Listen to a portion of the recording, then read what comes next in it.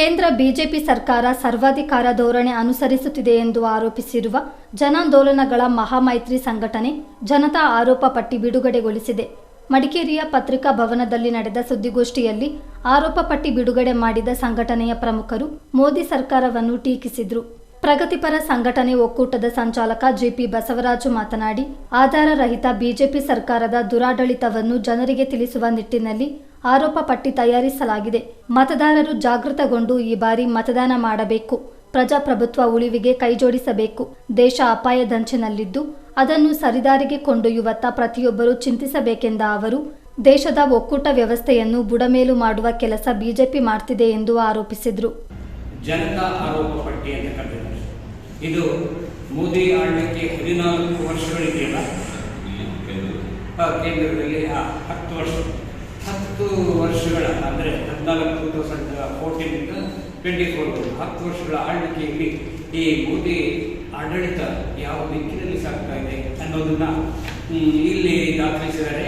ಇದು ಬರೀ ಆರೋಪ ಅಲ್ಲ, ಇದರ ಹಿಂದೆ ಅನೇಕ ಆಧಾರಗಳಿವೆ. ಔಟ್ಲುಕ್ ಇರ್ಬೋದು ಅಥವಾ ಬೇರೆ ಬೇರೆ ಆರ್ಥಿಕ ತಜ್ಞರ ಅಭಿಪ್ರಾಯಗಳಿರ್ಬೋದು. ಹೀಗೆ ಎಲ್ಲವನ್ನು ಕ್ರೋಢೀಕರಿಸಿ ಆಧಾರ ಸಹಿತವಾಗಿ ಮೋದಿ ಆಳ್ವಿಕೆ ವಿರುದ್ಧ ಈ ಜನತಾ ಆರೋಪ ಪಟ್ಟಿಯನ್ನು ಸಿದ್ಧಪಡಿಸಲಾಗಿದೆ. ಈ ಚುನಾವಣೆಯ ಸಂದರ್ಭದಲ್ಲಿ ಇದನ್ನು ನಾವು ಅನೇಕ ಕಡೆಗಳಲ್ಲಿ ಬಹಳ ಮುಖ್ಯವಾದ ಪಟ್ಟಣಗಳಲ್ಲಿ ನಗರಗಳಲ್ಲಿ ನಾವು ಬಿಡುಗಡೆ ಮಾಡ್ತಾ ಬಂದಿದ್ದೇವೆ. ಇದರ ಮುಖ್ಯ ಉದ್ದೇಶ ಏನು ಅಂದರೆ, ಈ ಎಲೆಕ್ಷನ್ ಇದೆಯಲ್ಲ, ಇದು ಸಾಧಾರಣ ಎಲೆಕ್ಷನ್ ಅಲ್ಲ, ಪ್ರತಿ ಸಲ ಬಂದು ಹೋಗುವ ಎಲೆಕ್ಷನ್ ಅಲ್ಲ. ಇದಕ್ಕೆ ಒಂದು ವಿಶೇಷ ಮಹತ್ವ ಇದೆ. ಇಲ್ಲಿ ಇವತ್ತು ನಮ್ಮ ಮತದಾರರು ಸರಿಯಾದ ರೀತಿಯಲ್ಲಿ ಯೋಚನೆ ಮಾಡದೆ ಮತ್ತೇನಾದರೂ ಈಗ ಆಡಳಿತದಲ್ಲಿರುವ ಮೋದಿ ಸರ್ಕಾರಕ್ಕೆ, ಬಿಜೆಪಿ ಸರ್ಕಾರಕ್ಕೆ ಮತ್ತು ಅದರ ಹಿಂದಿರುವ RSS ಸಿದ್ಧಾಂತಕ್ಕೆ ಮನ್ನಣೆಯನ್ನು ಕೊಟ್ಟರೆ ಏನಾಗಬಹುದು, ಎಂಥ ಅಪಾಯ ತರಬಹುದು ಅನ್ನೋದು ಅದನ್ನು ಬಹಳ ಸೂಕ್ಷ್ಮವಾಗಿ ಮತದಾರರಿಗೆ ಹೇಳೋಕ್ಕಾಗಿ ನಾವು ಬಂದಿದ್ದೀವಿ. ಜನಾಂದೋಲನಗಳ ಮಹಾಮೈತ್ರಿ ಸಂಚಾಲಕ ಉಗ್ರ ನರಸಿಂಹೇಗೌಡ ಮಾತನಾಡಿ, ಕೃಷಿ ಕಾನೂನಿನ ಮೂಲಕ ರೈತರ ಭೂಮಿಗಳನ್ನು ಕಾರ್ಪೊರೇಟರ್ ಕಂಪನಿಗಳಿಗೆ ಮಾರಾಟ ಮಾಡುವ ಉದ್ದೇಶ ಬಿಜೆಪಿ ಸರ್ಕಾರ ಹೊಂದಿದೆ. ಜಾತ್ಯತೀತ ನಿಲುವಿನ ಇಂಡಿಯಾ ಮೈತ್ರಿಗೆ ಜನ ಬೆಂಬಲ ನೀಡಬೇಕೆಂದು ಕೋರಿದ ಅವರು, ಧಾರ್ಮಿಕ ವಿಚಾರ ಮುಂದಿಟ್ಟು ಬಿಜೆಪಿ ಅಧಿಕಾರ ನಡೆಸುತ್ತಿದೆ ಎಂದು ದೂರಿದ್ರು.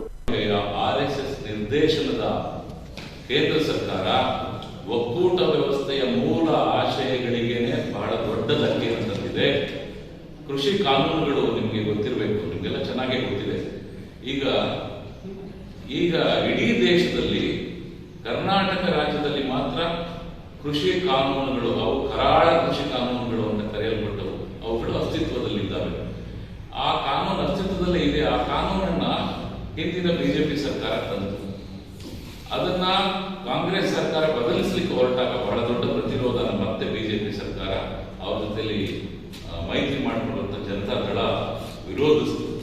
ಒಂದು ಸಣ್ಣ ಊಹೆ ಮಾಡಿಕೊಳ್ಳಿ, ಈ ಕಾನೂನು ಹೀಗೆ ಉಳಿದ್ರೆ ಬಿಜೆಪಿ ಈಗ ಆಗ್ರಹಿಸ್ತಾ ಇದ್ದಾರೆ ಮತ್ತು ನರೇಂದ್ರ ಮೋದಿ ಅವರು ಬಹಳ ದೊಡ್ಡ ಡಬಲ್ ಇಂಜಿನ್ ಮೂಲಕ ಶ್ರೇಷ್ಠವಾದ ಆಡಳಿತ ಕೊಟ್ಟಿದ್ದೇವೆ ಅಂತ ಹೇಳ್ತಿದ್ದಾರೆ. ಅದು ನಿಜವಾಗಿ ಹೀಗೆ ಕಾನೂನು ಉಳಿದ್ರೆ ಅಂತ ಒಂದು ದಿನ ಬಂದ್ರೆ 15-20 ವರ್ಷಗಳಲ್ಲಿ ಇಡೀ ಕೊಡಗು ಒಂದೇ ಹಿಡಿತದಲ್ಲಿ ಎಲ್ಲಕ್ಕೂ ಈ ತರದ ಕಂಪನಿಗಳಿಗೆ ಹೇಳಿ ಮಾಡಿದಂಗೆ ತಗೊಳ್ಳೋಕೆ ಅನುಕೂಲಕರವಾಗಿರುವಂತಹ ಭೌಗೋಳಿಕ ಮತ್ತು ಬೆಳೆಯ ವ್ಯವಸ್ಥೆ ಇದೆ.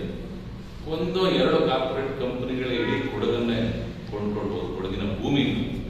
ಕೊಡಗಿನ ಭೂಮಿಯನ್ನ ಅಥವಾ ಯಾವುದೇ ಹಳ್ಳಿಯ ಭೂಮಿಗಳನ್ನ ಕಾರ್ಪೊರೇಟ್ ಕಂಪನಿಗಳು ಕೊಂಡುಕೊಂಡ್ರೆ ಆ ಹಳ್ಳಿಗರು ಅವರ ಉಪಜೀವನ ಇದೆಯಲ್ಲ, ಜಾನುವಾರು ಹತ್ಯೆ ನಿಷೇಧ ಕಾಯ್ದೆಯನ್ನು ತಂದಿದ್ದಾರೆ.